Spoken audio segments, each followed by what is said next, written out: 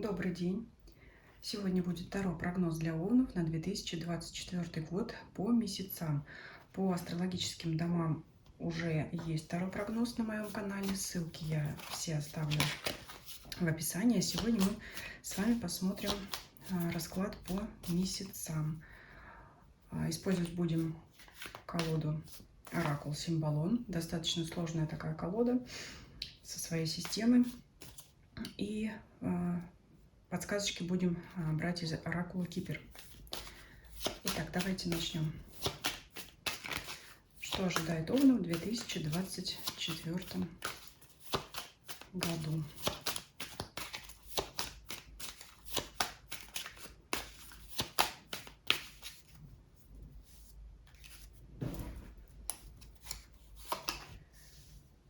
Январь, февраль, март, апрель, май, июнь, июль, август, сентябрь, октябрь, ноябрь и декабрь. Сейчас сделаю, чтобы вам все было видно. И возьмем пока одну сразу карту из колоды Кипер. Пусть она у нас лежит здесь. Давайте я положу по 4 карты в ряд, чтобы было видно январь, февраль, март, апрель, май, июнь, июль, август, сентябрь, октябрь, ноябрь, декабрь. Так, поближе вот сюда к вам сейчас.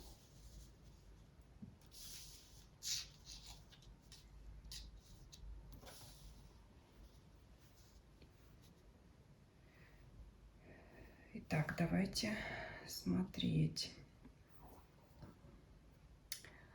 В январе выпадает карта, похожая на карту Шута из колоды Таро. И я думаю, что здесь будет время для вас отдохнуть, расслабиться, не думать ни о чем серьезном. Вот здесь человек у нас смотрит на бабочек-птичек.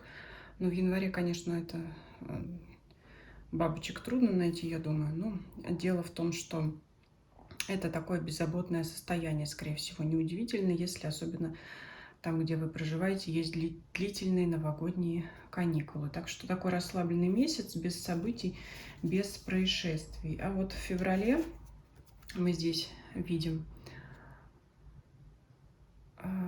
весть для вас будет, да? Меркурий приносит весть девушке, которая то ли утомленная, то ли расстроенная. Но я здесь эту карту так вижу.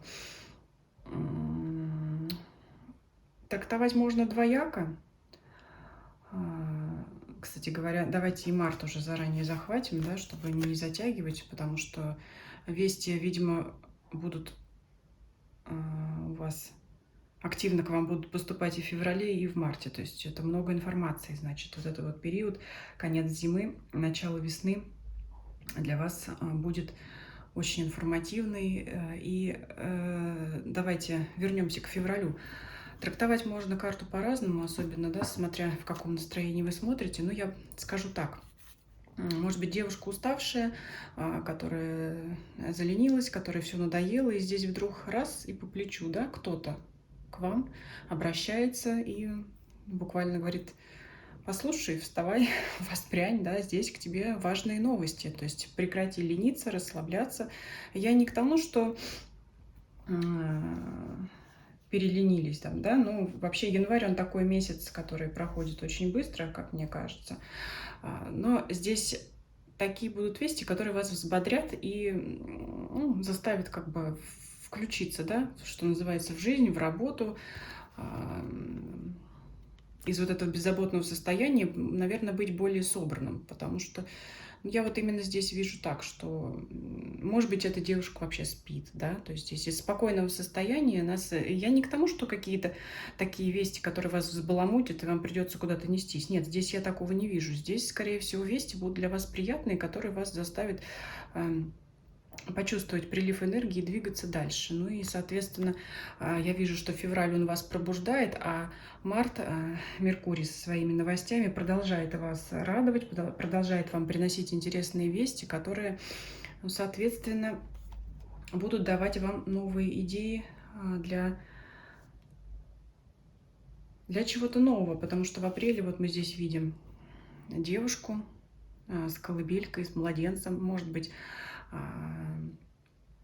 это как конкретно говорит о появлении ребенка в семье, да, о прибавлении в семействе, или это, как обычно, новые проекты, новые старты. То есть у вас посетят новые идеи в феврале, в марте, может быть, кто-то решит начать новый проект, и вот в апреле вы к этому приступите. То есть здесь у вас такой в январе был некоторый период на раскачку, поступает какая-то информация важная, и вы вступаете во что-то новое. Я буду говорить в общих чертах, потому что, смотря, опять же, интересует ли вас романтическая сфера или деловая сфера, то есть здесь конкретно известия могут поступать как и от коллег, от партнеров по бизнесу, так и от вашего любимого человека. Почему бы и нет? Может быть, вы с кем-то познакомитесь, да, как вариант, получите письмо, там, я не знаю, где сейчас знакомиться, может быть, ну, в интернете, может быть, кто-то просто к вам подойдет, да, и могут в апреле завязаться новые отношения. То есть, ну, как бы вот вы просыпаетесь ото сна, да, январского, вот это, от этой безмятежности, и включаетесь активно в жизнь. И вот в апреле у вас вот как раз пик здесь, ну, вернее, не пик, а старт, да, старт, а пик, скорее всего, вот у вас идет к маю. Давайте я немножечко карту прикрою. И вот так вот сделаем, да. В мае выпадает карта, похожая на карту влюбленные. Кто-то говорит, что люди смотрят в разные стороны, и это плохо. Но дело в том, что здесь люди держатся за руки.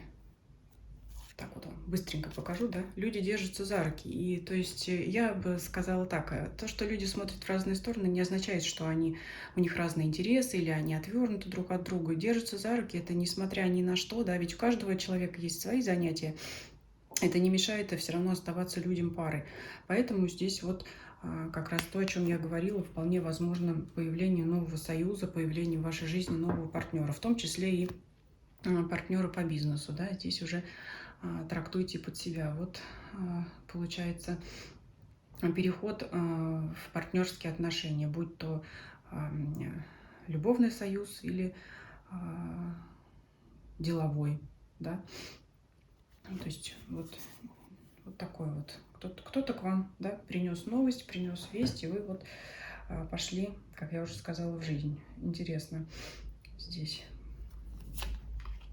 получается. Так, май. Ну, весна, да, что называется, весна. Взбодрила. Так, январь, февраль, март, апрель, май, июнь. Вот, и в июне здесь спокойное, я бы сказала, умиротворенное состояние. Это когда вы все свои дела, процессы наладили, союз у вас стабильный, и есть время опять немножко расслабиться, отдохнуть. Ну, может быть, кто-то в отпуск поедет, да, конкретно, почему бы и нет. Здесь солнце, приятное настроение. Это не та радость, которая заставляет вас прыгать, скакать, да, не тот восторг, который заставляет громко смеяться, а это именно такое умиротворение от того, что дела идут как надо. Поэтому здесь вот,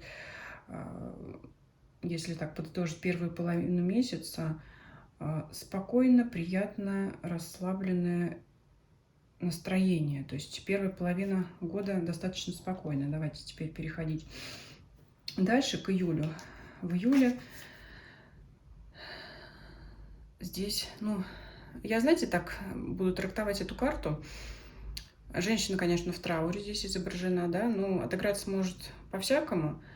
События могут происходить всякие, но я не буду, я думаю, вы поняли, о чем я говорю, я не буду углубляться в эту трактовку. Я здесь, уже сказала, буду трактовать в общих чертах. Я здесь по раскладу вижу некоторую усталость от того, что, в принципе, вот первая половина года, что вам в жизнь принесла, да, новые партнерские отношения в основном, я вижу, новое начало, новый старт, то все стабилизировалось, все нормализовалось, все налажено было, и вы от этого просто, ну, овны, да, вы от этого просто заскучали, да, руки свесили, там что-то в жизни ничего не происходит, все, чем я горел, все оно уже налажено, все поставлено, так сказать, на поток, если это деловая сфера, и загрустили овны, да, надо что-то нового, надо новых приключений, надо нового. Но, скажем так, этот месяц, июль, он пока ничего нового не принесет, новых идей нет. Их очень много было в феврале-марте, но пока вот сидим, да. Но к чему это приведет, вот эта вот некоторая скука? К тому, что, опять придется мне карту прикрыть, к тому, что новых идей-то пока нет, поэтому здесь похожа карта на девятку пентаклей, девушка, которая наслаждается благами в своем цветущем саду, да? Но это вот очень похоже на девятку пентаклей, здесь как раз на карте изображены символы Тельца и Венеры, то есть это вот как раз любовь к наслаждениям различным, к роскоши и так далее. То есть ваша скука, она пока июльская, она пока не даст начало новым каким-то стартам, новым проектам, но, скорее всего, вы придете к мысли о том, что, ну, значит, надо пока наслаждаться тем, что есть. Здесь вот так вот. Если июнь отличался каким-то таким умиротворением, то здесь конкретно, может быть, то, что вы заработали, будете тратить на себя любимых. Поэтому здесь вот у нас август месяц наслаждений таких. Ну, приятная карта, кстати говоря, по-моему, самое лучшее здесь пока. Так, переходим к сентябрю. Ну и вот в сентябре у нас человек на карте изображенный сажает новое дерево. Вот как раз он пытается посадить новые всходы. И если в начале года вас посетила какая-то идея, либо она к вам пришла от другого человека, то здесь, скорее всего, идею вы будете, ну, даже не то, что черпать идею внутри себя, а вы, пользуясь тем, что вы уже приобрели, как, знаете, когда растение дало плоды, семена, вот мы собираем эти семена и сажаем новый урожай. То есть вы свое дело будете продолжать дальше, используя то, что вы получили, то, что вы заработали, наработали. То есть будете развивать это, да, то есть это не какое-то новое дело, это не новый союз, это продолжение предыдущего, но уже как бы готовитесь к новому циклу, да. Вот в сентябре обычно у нас собирают урожай, а здесь человек сажает урожай. То есть здесь вы, что называется, готовите сани, ну, практически летом, да, там, может быть, начало сентября. То есть вы уже задумываетесь, как бы, например, тот капитал, который вы заработали, его, значит, правильно вложить, да, чтобы дело развивалось дальше, если это касается вашего бизнеса, вашей работы. Если это отношения, то вы, значит, построив ту базу отношений, которые у вас есть, ну, появится, да, в будущем году, которая у вас будет, вы будете использовать ее, чтобы отношения развивать дальше. То есть здесь вот позаботиться о будущем, да, подумать, может быть, построить планы. Да, здесь даже не планы, здесь как бы уже начать, ну, какие там планы, Овна. Сразу надо приступать к делу, правда же? Вот. А планировать будем и перекраивать в процессе. Ну, это так. Далее, октябрь. Октябрь – это активные действия. Охота, здесь изображена охота за единорогом. Здесь я могу сказать так. Вот, знаете, наверное, не случайно я сказала, что планы будем строить в процессе. Здесь, скорее всего, карта предупреждает вас о том, что если вы вот как раз погонитесь за чем-то, за какой-либо целью, без предварительного плана, без продумывания своих действий, то можете, ну, скажем так, мягко натворить, потому что, ну, по легенде, убить единорога – это очень страшное деяние, да, потому что единорог – это такое невинное создание, сказочное существо, да, ну, не будем подробно на этом останавливаться, но здесь вот охота на единорога – это значит, влезть туда, куда не стоило бы влезать. Поэтому здесь для вас карта опасений. Не так она страшна, потому что единорог на карте, он пока у нас еще даже не знает, что на него охотится. То есть он пока в добром здравии, значит, в гармонии. И здесь карта предупреждает о том, что ну, если вы вовремя обратите внимание на свои действия, на свои планы, вы вовремя сможете остановиться от того, чего делать не надо. То есть карта говорит, пока еще не поздно, да. Поэтому вот здесь смотрите, чтобы вам не взбрело в голову такого, ну, не скажу, конечно, криминального, но такого, чего бы делать было бы не нужно было бы. Вот подумайте, здесь вот карта такая предупреждение. А вот кто это предупреждение не выполнив, да, ноябрь смотрим. Вот у нас вот такое вот выпадает. Ну, тут, конечно, решетка, да, я не буду вдаваться в крайности, да, потому что я уже говорила, не буду тут про криминальные дела рассказывать. Просто если вы пойдете на пролом, то самим же себе сделаете хуже. Да, то есть это здесь что в первую очередь? Ограничение, изоляция. Здесь кто-то может на вас обидеться, перестать с вами общаться. То есть, ну, и опять клетка, да, давайте вот так вот вместе. То есть здесь события октябрь, ноябрь, декабрь, они как бы, я их смотрю, взаимосвязанными.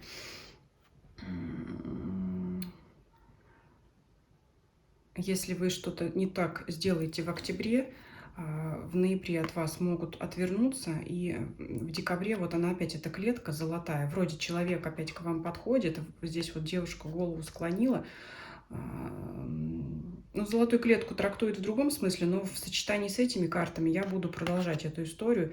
Голову склонила, вроде как, примите меня обратно, выпустите меня из клетки, обещаю, я больше так делать не буду. Человек вроде как, я думаю, он с ключом пришел-то, да, проведать. Если бы он не было желания выпускать, значит, у нас из клетки заложницу, то ключ бы он с собой не прихватил. Все-таки он ключ-то уже за спиной держит, да, не показывает ей, что он готов принять, простить и отпустить. Ну или, да, чтобы человек вернулся. То есть здесь человек уже пришел с намерением вас принять, да, как я уже сказала, но ждет от вас извинений, так скажем, да. То есть здесь что имеет место быть? Ну, все что угодно. И, может быть, значит, когда человек идет по головам, чтобы обойти конкурентов, это может быть и любовные треугольники, да, которые могут вскрыться, ну, все что угодно. Я уже сказала, все дела, которые делать нельзя. Поэтому вот в конце года здесь у вас выпадают такие вот предупреждения о том, что подумайте, на те действия, на которые вы, может быть, соберетесь, да, которые вы вознамеритесь совершить, они приведут к не очень хорошим последствиям, особенно вы, если заранее об этом знаете. Поэтому, скорее всего, в конце года вот сосредоточьтесь на продолжении того самого партнерства, которое вы весь год строили. Иначе просто можете в конце года вот это вот все разрушить, но либо повернуть свою жизнь так, что придется заниматься не цветущим садом, а вот решением проблем, вопросов отношений с другими людьми, да, чтобы вот вы не остались один на один с самим собой. Так, давайте посмотрим, что у нас здесь выпадает в оракуле Кипер. Привилегированная леди. Очень хорошая карта, да, давайте, чтобы у нас вот тут конец года не расстраивал нас под конец видео, под конец расклада. Эта карта очень похожа на вот эту карту цветущего сада. То есть карта советует вам наслаждаться тем, что у вас есть. Сейчас вот так вот сделаю, да? Так вот. Наслаждаться тем, что у вас есть, и уделять время этому, сохранять и приумножать, и не пускаться в какие-то авантюры. Вот такой. Я думаю, дополнительных карт больше доставать не буду. Давайте мы с вами закроем расклад вот этими вот приятными картами. Пусть она у вас и безмятежность будет, да, не легкомыслие, как в январе, некоторое такое, ну, вот это вот излишняя беззаботность, да, вот пусть у вас будут, ну и вот мы оставим вам и новые начинания, да, почему бы и нет. Вот так вот, я думаю, будет вот так вот замечательно, чтобы закрыть расклад, да. Ну, Что касается событий в конце года, я говорю, не принимайте близко к сердцу, воспринимайте как предостережение. Мало ли что может случиться, проиграется у всех, не у всех, в принципе расклад очень приятный, очень богатый такой на события и на материальные блага, поэтому, собственно говоря, и на романтические отношения, все, что хотите, все к вашим ногам. Только вот постарайтесь в конце года это не упустить, либо не, скажем так, не сделать так, чтобы иные события в вашей жизни, не самые приятные, не заглушали вот все, что вы за год наработали, нажили, так сказать, да, построили, если это касается отношений. Я думаю, на этом расклад завершу. Всем спасибо за просмотр, всем до свидания.